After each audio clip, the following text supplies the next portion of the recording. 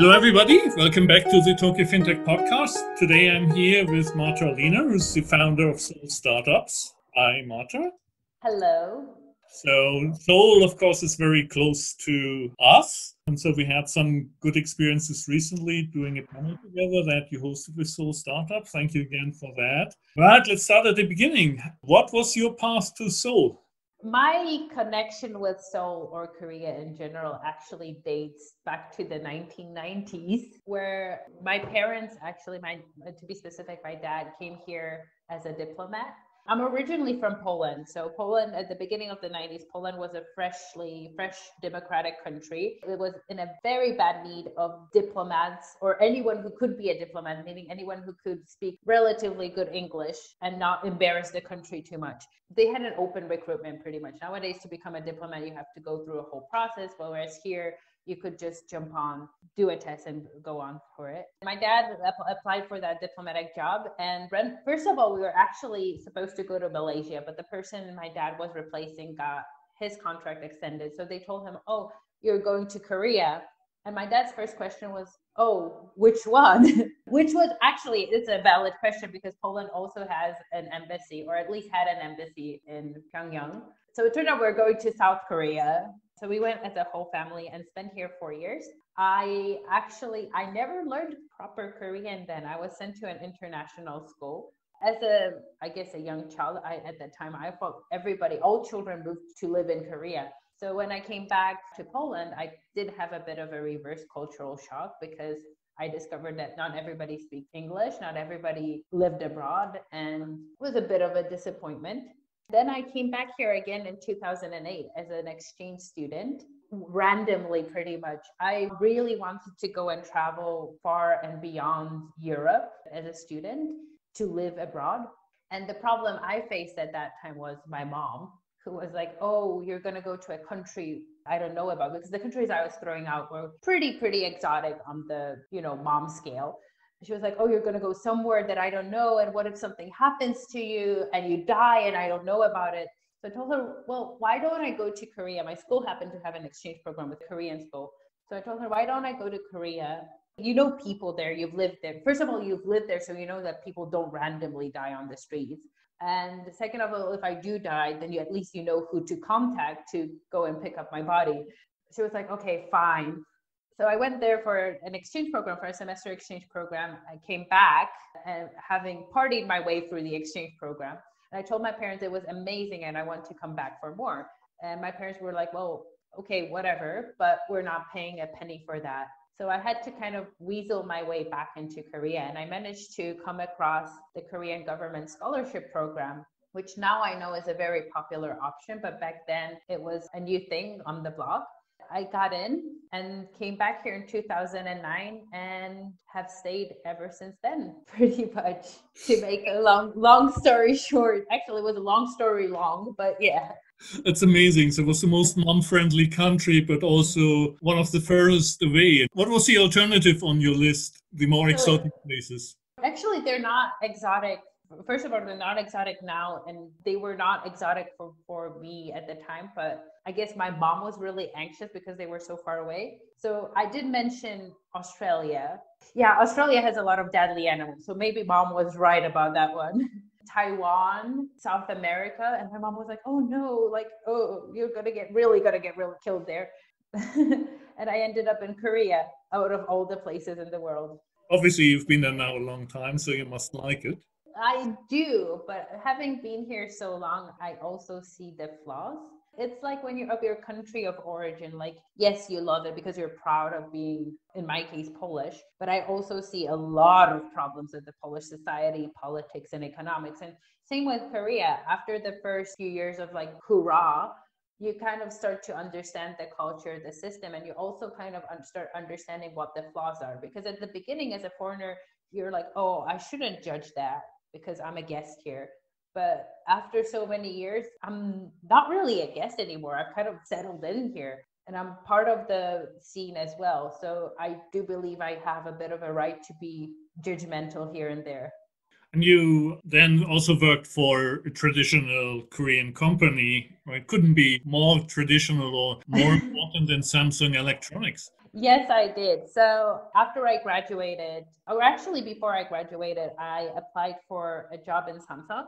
And a lot of foreigners working in the Samsung HQ, they get headhunted from pretty nice Ivy League schools, recruited from various like technological universities and places like that. But in my case, I kind of applied through the same process as Korean new employees apply, recruits apply. So I had to go through the whole process of writing a whole day of tests. So kind of like SAT level tests. On top of they were also did an intelligence test, which was like, I don't know, if that's gonna work. To be honest, I did not expect to pass the written test because I was very hungover that day, but I did. Apparently that helped. And then they invited me for an interview, which meant that they took us like in buses from Seoul to Suwon, where the HQ is located. And we had a whole day of interviews. One with the executives, like like a traditional executive interview where they ask you, oh, like, what do you want to be in 10 years kind of thing. One was a case study where you had like 30 minutes to prepare a case study based on a fact sheet and present it in front of a panel. And then the last one was a group discussion. So they teamed you up, rounded everybody up, like 15 people into one room and had you discuss in a team. Yeah, I got in, which was a bit of a surprise. I did not even expect to get in. Like I said, I rolled into the exam after a whole night of drinking. So it did come as a bit of, I think it came as a bit of a surprise to everyone, but mostly to myself. But then when I did, I became very dedicated to my job. And it does not help that Samsung makes sure that the new employees, at least at the beginning, are very much in love with their jobs. What do they do specifically to make it sticky? Okay, so as a new employee, you have to go through, I think it's called like a camp, like a new orientation camp for 3 weeks, where, you get the usual stuff, team building, like working out various business models, getting to be a fun and cool new employee, team competitions and stuff like that. But then there's like some weird things that I've never worked in another corporation, but I'm pretty sure don't happen in other corporations. Like for instance, you have to learn the Samsung song, and then you have to learn the Samsung dance as well, and your team has to do a variation based on the Samsung dance in front of everybody. It's a little bit like a cheerleader dance, except it's 6 minutes long. We would stay up until 3 a.m. to learn the stupid dance. And looking back, I'm like, why did we do that? That was just a stupid dance. But we were so excited to do that dance. It was like the most amazing thing. And then you get dispatched. So during the first 3 weeks, you have people not only from Samsung Electronics, but all the Samsungs together mixed up. And then after those 3 weeks, and by 3 weeks, you don't even leave. Like you're stuck in the middle with nowhere, no communication with the outside world. When you leave, you get dispatched to your company where you have 1 or 2 weeks of more orientation, more like a traditional one, like introducing you to all the online systems and things like that. And then I got dispatched to my division, and the division orientation started with us working for 3 weeks in a factory to learn the value of manual work. In the meantime, by that time, it was almost summer. So I joined in winter and it was almost summer. And at the beginning of summer, they sent all the new employees to, it's called a new employee festival or summer festival. And what you do is, the most important highlight is that you have a ceremony and festival in front of the biggest executives in Samsung and all the Samsung groups. And that includes, again, doing the dance and singing the song.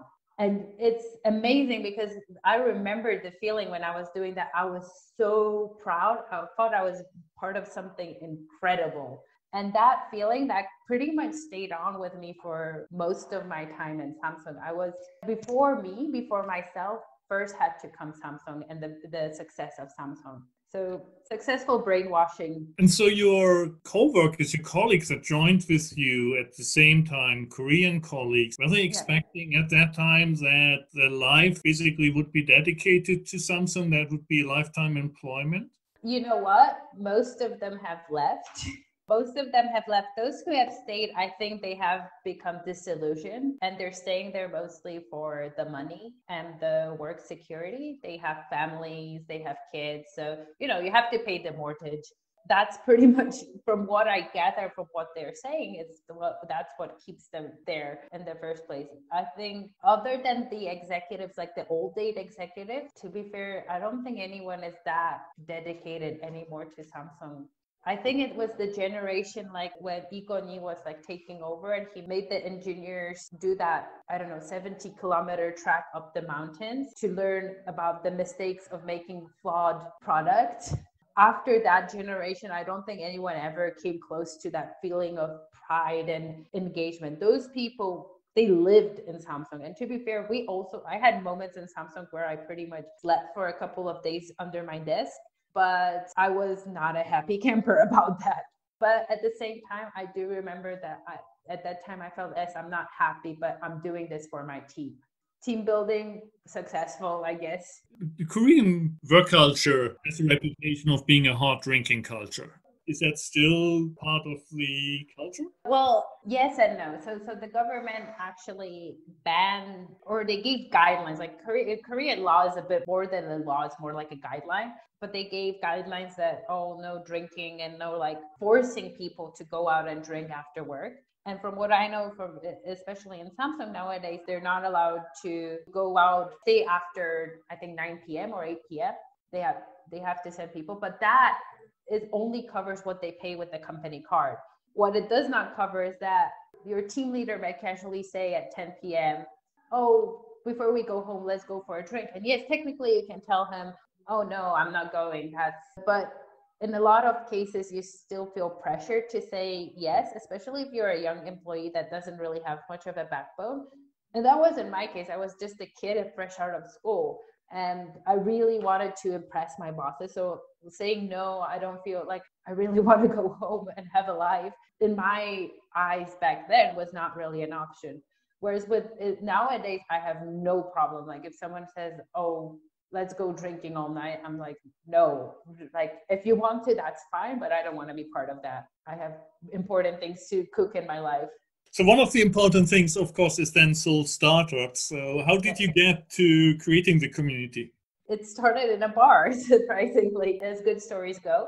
Seoul Startups started about a little over 3 years ago. It came out of a need. I was hanging out with two fellow expats here working in startups in Korea. I was then a manager of an accelerator program, and we were just worried that there's not really a community here in Korea. The Korean scene is mostly driven by the government saying that, do startups, here's the money. It was never a root-grown initiative from the entrepreneurs saying like, we want to do something for other founders. And on top of that, no events in English and very unfriendly access to the resources and the startup scene.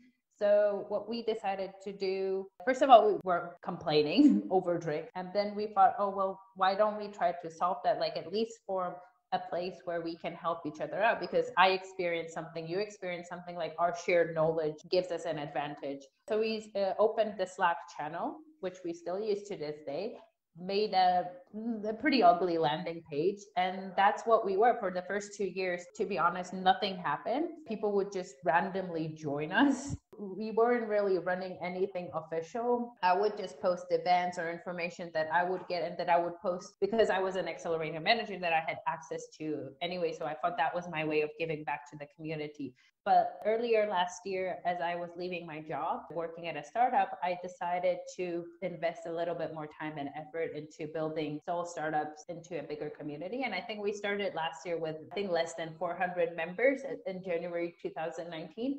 And now we have almost 1,300. So we made a big push. We ran a few offline events, which were a great success. We revamped the website. We started writing a blog where we have not only ourselves, the organizers, but we also have members of the community share their experiences and knowledge. Yeah, we want to make a better place here in Korea. And I think it's successful because we have been reached out by also government institutions asking us for support and help in building the community and building something together. Exciting. What's the ease of doing business, of actually doing a startup? You had some comments in there saying government has some funding, which is great, but then the structure around it maybe is not at least foreigner friendly. If somebody came and was excited about the Korean market and came over and wanted to start a business or start a Korean branch of an existing business, how difficult would it be? Well, there's several barriers. First of all, most of the information and most of the profit processes that you have to go through to register your business, your entity, are in Korean. So unless you know Korean or you have a partner, you have someone who will help you run the business who's Korean, then it's really, really hard.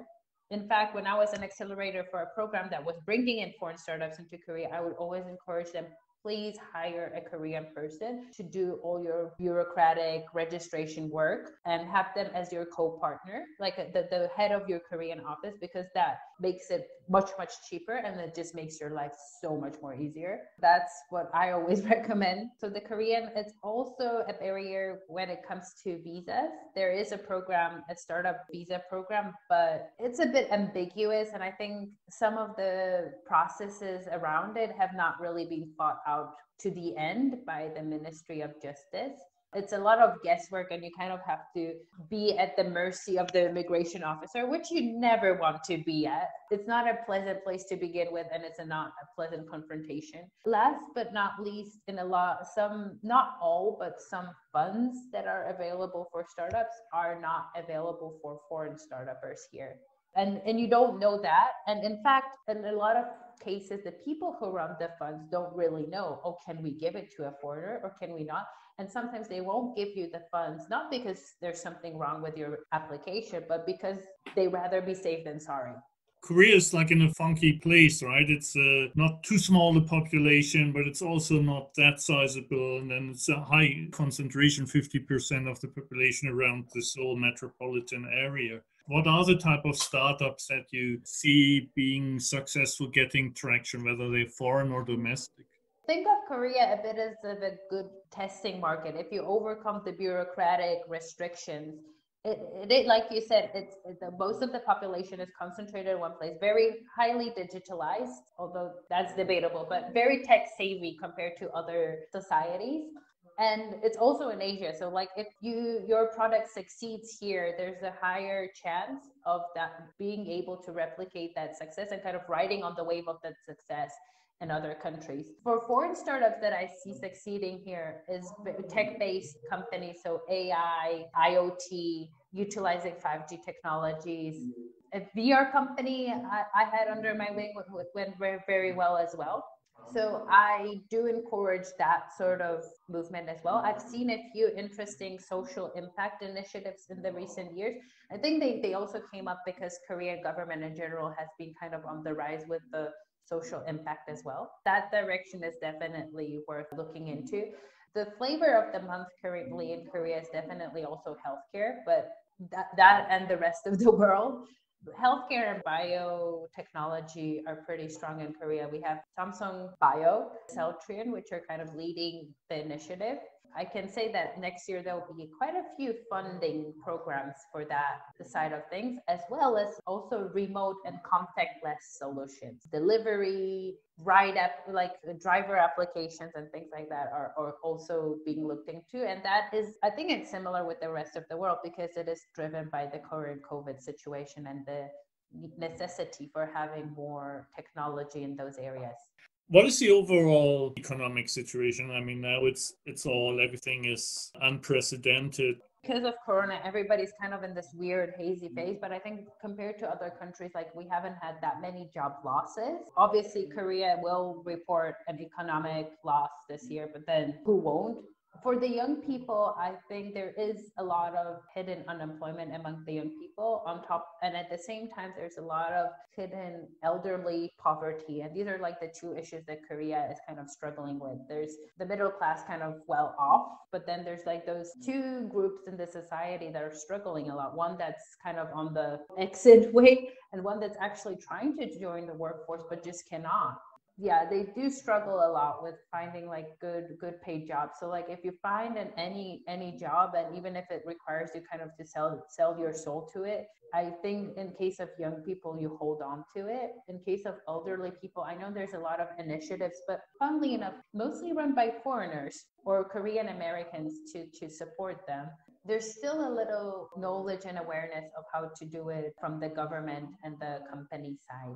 Suicide rate in Japan is pretty bad. It's a bit undercover, but you see it regularly that trains are stopped and like the code word for like somebody threw themselves in front of a train is being used. In our case, we throw ourselves from the bridges or other dramatic ways. Yeah, Korea is on the leading side of the OECD list for suicides. And again, it's the young people and the old people. The young people usually because they feel a lot of pressure to perform, like be the best, like have the best grades, get into the best school. The older people because they don't want to be a burden to their family or the society. Yeah, it is a problem. I actually, a couple of years ago when I was translating for a Polish TV crew, we spent the night with the water patrol on the Han River, and they get called out when there's like either someone like trying to jump or someone had jumped or they look like they may have jumped. And it was very disturbed for a couple of weeks afterwards. It's really sad, like a lot of sad and terrifying stories. To round it out, you do some amazing work with the North Korean community. So I work with one of the biggest NGOs here in Korea called Asan Nanon Foundation, and we run a program called Asan Sangwe, which is an entrepreneurship boot camp, a 3-month entrepreneurship boot camp for North Korean resettlers, South Koreans, and foreigners, about 30 people. They work together, form teams, and build hopefully sustainable businesses around it. The whole point is to empower people from marginalized backgrounds, and North Koreans are definitely marginalized here in Korea, empowering them with the knowledge and the skills to be entrepreneurs. So that's what we do. Exciting, but not the easiest. It's not only about like teaching them business, it's like teaching them the skills to do a business, but it's also teaching them about soft skills and like communication, overcoming their differences, learning to think of themselves as one team, not individuals, or not like, oh, Koreans versus foreigners versus North Koreans.